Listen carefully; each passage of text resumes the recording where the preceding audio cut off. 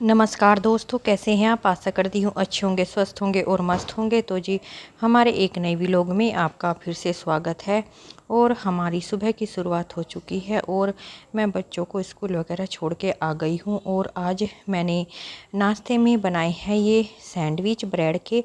और इसके लिए मैंने आलू को बॉईल किया है और फिर इसमें हमने प्याज को क्रश करके इसकी पिट्ठी बनाई है। उसमें नमक मिर्च मसाला वगैरह जो भी अपने हिसाब से डालना होता है वो मैंने इसमें डालकर ये पिट्ठी तैयार की थी। और बच्चों को लंच में आज मैंने ये सैंडविच ही दिए हैं। और बच्चों को स्कूल भेजने के बाद और सारा काम अपना पूजा वगैरह सब करने के बाद अब मैं बनाने लग गई हूँ अपने लिए नाश्ता।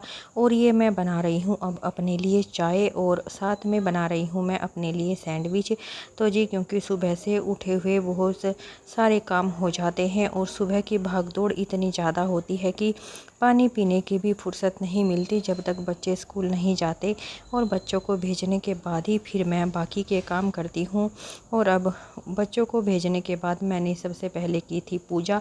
उसके बाद अब फिर मैं बना रही हूँ अपने लिए नाश्ता। और अब क्योंकि मुझे भूख भी बहुत ज़्यादा लग गई है और भाग दौड़ करते करते सुबह को भूख ज़्यादा लग जाती है। मेरी चाय भी ये देखो बन रही है। और ये देखिए मेरे सैंडविच बन चुके हैं। और अब मैं इसको चाकू से काट दूंगी। और ये दिखने में भी देखो अच्छे लग रहे हैं और हमें यह बहुत ज़्यादा पसंद है। बच्चे भी सैंडविच बहुत ही शौक़ से खाते हैं और मैं भी बहुत ही शौक़ से खाती हूँ। और हमारे तो मम्मी पापा जी हैं, उन्हें भी सैंडविच बहुत ज़्यादा पसंद हैं। जब भी वो आते हैं तो मैं उनके लिए ये जो आलू और प्याज के सैंडविच होते हैं मैं उनके लिए ज़रूर बनाती हूँ। क्योंकि अगर किसी को कोई चीज़ पसंद हो तो वो उन्हें ज़रूर बनाकर खिलानी चाहिए। और मम्मी पापा को तो ये बहुत ज़्यादा पसंद है, तो इसलिए मैं ज़रूर बनाने की कोशिश करती हूँ। और अब मैं लग गई हूँ यहाँ पर नाश्ता करने, क्योंकि नाश्ता करने के बाद फिर बाकी के काम भी शुरू हो जाते हैं और बस पूरा दिन यूँ ही निकल जाता है। तो जी, आ गए हैं हमारे दूध वाले भैया भी और ले लिया है मैंने दूध और अब इसको गर्म करने लगी हूँ। और ये मैंने झाड़ू पोछा वगैरह भी करके यहाँ निपटा दिया था और मंदिर के सामने ये मैट वगैरह डाल के कंप्लीट कर दिया है। और अब मैं लग गई हूँ कपड़े धोने। और मैंने मशीन नहीं लगाई थी और मैं हाथ से ही कपड़े धो रही हूँ और हाथ से कपड़े जल्दी धुल जाते हैं। बस इसी तरह अब मैं फटाफट से काम निपटा देती हूँ, क्योंकि कपड़े वगैरह धो के और भी मैं काम कर लेती हूँ। और मुझे सूट की सिलाई भी करनी है, तो इसलिए मैं ये कपड़े हाथ से धोकर जल्दी काम ख़त्म कर दूँगी। क्योंकि अगर थोड़ा टाइम मिला तो फिर मैं आराम से अपने सूट की कटिंग और स्टिचिंग भी कर सकती हूँ। और वैसे तो मुझे 3-4 दिन लग जाते हैं अपने एक सूट को कंप्लीट करने में, लेकिन थोड़ा थोड़ा करके मैं कर ही लेती हूँ, क्योंकि मुझे अपने बनाए हुए कपड़े ही पसंद आते हैं।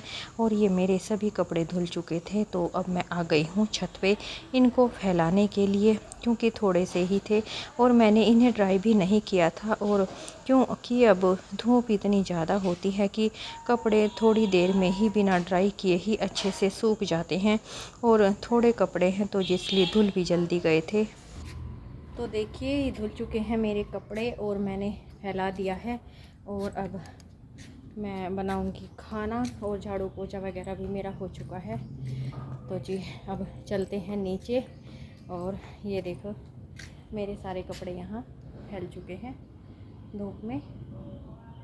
और अब तो मैं हाथ से ही धो देती हूँ, क्योंकि बहुत ज़्यादा हो जाते हैं। फिर अगर मशीन से धोती हूँ तो रोज़ कपड़े धुलते हैं तो फटाफट धुल जाते हैं हाथ से और मशीन लगाने की ज़रूरत नहीं पड़ती। तो और मेरा टाइम भी बचता है बहुत सारा, इसलिए कोशिश करती हूँ कि मैं जल्दी से हाथ से धोकर ही अपना काम फटाफट से फिनिश कर दूँ, क्योंकि फिर और कुछ करने का टाइम मिल जाता है। और मैं अपने सूट वगैरह की भी सिलाई कर रही हूँ, तो मुझे उसके लिए भी फिर टाइम चाहिए होता है, इसलिए अब मैं हाथ से ही कपड़े धो देती हूँ और फिर करती हूँ और भी जो ज़रूरी काम होते हैं। वरना फिर इन्हीं सब में लगे रहो पूरा दिन और कैसे निकल जाता है तो पता ही नहीं चलता। तो जी, कपड़े वगैरह धोने के बाद मैं यहाँ पर लग गई हूँ साफ़ करने। ये जो हमारा बाहर का पोर्शन है, यहीं पर मैं कपड़े धुलती हूँ, तो यहाँ पर बहुत ज़्यादा गीला हो जाता है, तो इसलिए मैं यहाँ पर पानी डाल के इसे भी साफ़ कर देती हूँ। और अब मैं लग गई हूँ आटा छानने और अब मुझे बनाना है आटा। और ये हमारा आटा पीस कर आया था, तो अब मैं मैं इसको कट्टे से निकाल कर अपना जो उसकी आटे का जो टंकी होती है उसमें भर दूंगी। और अब ये आटा भी मेरा बन चुका है।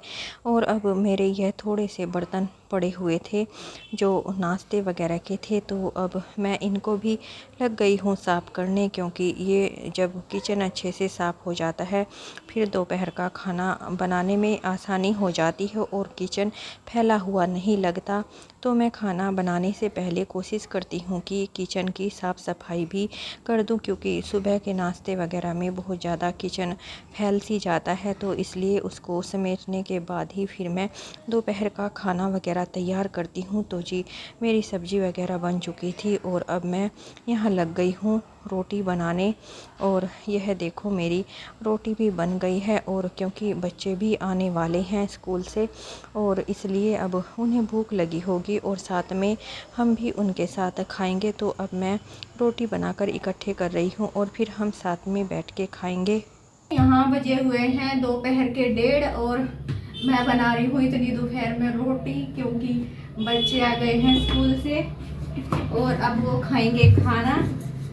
तो जी मैंने सब्जी तो पहले ही बना दी थी और अब मैं गरम गरम बना रही हूँ रोटी, क्योंकि फिर हम सभी साथ में ही खा लेंगे। और अब मैं ये सेक के इकट्ठा कर रही हूँ और फिर साथ में बैठ के खाएंगे। बच्चे आए हैं अभी अभी और इसलिए बस मैं अब दोपहर में बना रही हूँ। और गर्मी भी इतनी ज़्यादा हो रखी है कि पूछो ही मत।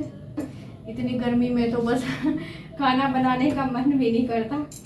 मन करता है कि बस रेडीमेड खाना मंगा लो, लेकिन रेडीमेड खाना भी अच्छा नहीं आता। उसमें भी बस पता नहीं कैसी फ्राई वगैरह करते हैं और कैसा उसमें तेल डालते हैं। और वैसे भी ये तो रोज़ का काम है। गर्मी तो अब पूरी जून जुलाई होएगी ही और लगभग अगस्त तक तो खाना तो रोज़ ही बनाना है, चाहे गर्मी हो या सर्दी हो, क्योंकि पेट में जब भूख लगती है तो सबसे पहले ये रोटी ही याद आती है। तो जी इसलिए अब गरम गरम रोटी बना के मैं, जब सारी रोटी बन जाएंगी फिर हम खाएंगे साथ में बैठ के। और मुझे भी लगी हुई है बहुत तेज़ भूख। और बच्चे तो यूनिफॉर्म वगैरह चेंज करके देख रहे हैं टीवी, बस मेरा वेट कर रहे हैं कब मम्मी रोटी बना के आएगी सारी रोटी और फिर साथ में ही लगाएंगे, क्योंकि बच्चों को भी भूख लगी है और सुबह बस लंच लेके जाते हैं। लंच में आज मैंने उन्हें सैंडविच दिए थे और बच्चों को इस टाइम तक भूख भी लग जाती है, क्योंकि उनका जो लंच है लगभग 10 बजे तक हो जाता है लंच। और फिर तो बच्चे हैं तो बच्चों को भूख तो लगती है, भाग दौड़ करते हैं, खेल कूदते हैं, तो और भूख का भी टाइम है। हम लगभग वैसे 1:30-2 बजे ही खाते हैं डेली। जब बच्चे आ जाते हैं तो उन्हीं के साथ फिर बैठ के हम एक साथ खाते हैं। और ये भी नहीं खाते इतना, नाश्ता वगैरह ही करके चले जाते हैं। और फिर जब बच्चे आते हैं तो उनके साथ ही खाते हैं फिर बैठ के। मैं बोलती भी रहती हूँ कि आप खा लो अगर आपको भूख लगी है तो, लेकिन मना कर देते हैं कि नहीं साथ में ही खाएंगे जब बच्चे आ जाएंगे क्योंकि साथ में खाना थोड़ा अच्छा भी लगता है। और अकेले अकेले तो बस ऐसे ही खाओ और रुक जाओ लेकिन साथ में खाने की बात ही कुछ और होती है। तो जी यहाँ मेरी रोटी लगभग बन गई है और अब बस गर्मी लगी है, थोड़ी देर बैठूंगी फैन के नीचे, थोड़ा पसीना सुखाऊंगी, उसके बाद लगाऊंगी फिर मैं खाना, क्योंकि मुझे आ गए हैं बहुत सारे पसीने गर्मी में बस ये जून जुलाई तो बहुत ही मुश्किल से कटता है।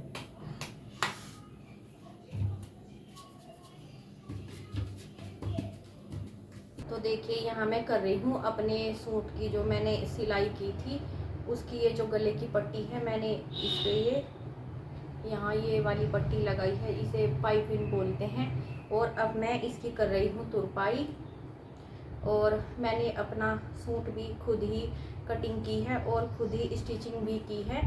और अगर आपको मेरी यह वीडियो स्टिचिंग की और कटिंग की देखनी है, मेरी 2 अलग अलग वीडियो हैं, तो आपको मैं इसके डिस्क्रिप्शन में उसका लिंक दे दूँगी, अगर आपको मेरी स्टिचिंग की वीडियो देखनी है तो वो भी देख सकते हैं, और अगर कटिंग वाली वीडियो देखनी है तो वो भी देख सकते हैं।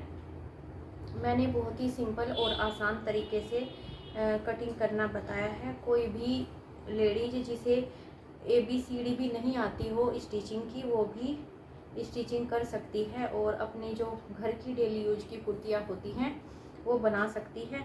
और अगर धीरे धीरे वो बनाने लगे और ऐसे ही हाथ साफ हो जाएगा और फिर अच्छी भी कुर्तियाँ बना सकती है। ये तो अपने अपने ऊपर डिपेंड करता है कि कौन बंदा कितनी जल्दी सीखता है।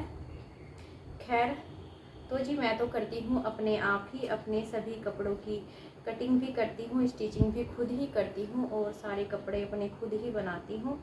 सिंपल सूट वगैरह और पैंट और प्लाजो हर तरह के कपड़े मैं अपने बना लेती हूँ, और ब्लाउज वगैरह भी मैं अपने खुद ही बनाती हूँ। तो जी धीरे धीरे आपको मेरी सारी जो स्टिचिंग की और कटिंग की वीडियो है वो आपको देखने को मिलेंगी। अगर आपको हमारे चैनल में इंटरेस्ट हो तो ये हमारी वीडियो ज़रूर देखें। और वैसे भी मुझे सिलाई करने का शौक़ है, और जब मुझे बिल्कुल भी घर में मन नहीं लगता या कुछ भी थोड़ा अजीब सा महसूस होता है तो फिर मैं कुछ ना कुछ सिलने बैठ जाती हूँ। और ये मेरा शौक़ है और शौक़ के साथ साथ अपने काम भी हो जाते हैं, तो मैं सिलाई भी कर लेती हूँ और मेरे कपड़े भी तैयार हो जाते हैं और ऐसे बोर भी नहीं होते घर में। तो जी मैं अपना कुछ ना कुछ काम करती रहती हूँ, क्योंकि मुझसे खाली बिल्कुल नहीं रहा जाता घर में। और तो बस जो भी है, जैसे कुछ भी सिलना हो तो मैं सिलने बैठ जाती हूँ। वैसे तो मैं 2-3 दिन में अपना एक सूट कंप्लीट करती हूँ, क्योंकि घर में बहुत सारे काम भी होते हैं, बच्चे भी हैं और बच्चों के भी बहुत सारे काम हैं, उनके स्कूल की पढ़ाई वगैरह है, तो बच्चों को भी बताना पड़ता है, उनकी पढ़ाई वगैरह में उनकी हेल्प करनी पड़ती है, और साथ साथ घर के काम भी और फिर अपने काम भी। लेकिन जिस दिन मुझे सिलाई वगैरह करनी होती है उस दिन मैं फटाफट से अपने काम ख़त्म करके मैं ये काम कर लेती हूँ।